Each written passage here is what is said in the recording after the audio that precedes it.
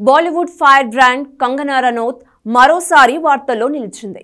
ఈ మధ్య ముంబైలో ఆమె ఓ యువకుడి చెయ్యి పట్టుకొని సరదాగా వెళ్తూ కనిపించింది.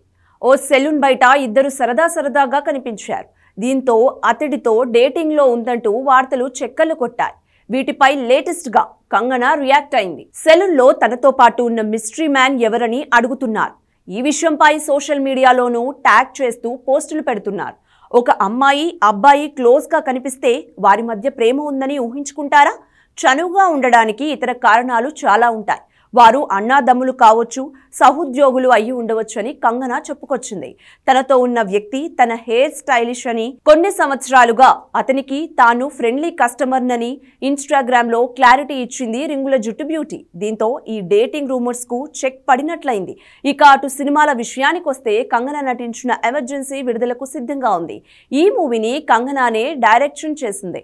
ఇందులో ఇందిరాగాంధీ పాత్రలో కంగనా కనిపించనున్నారు.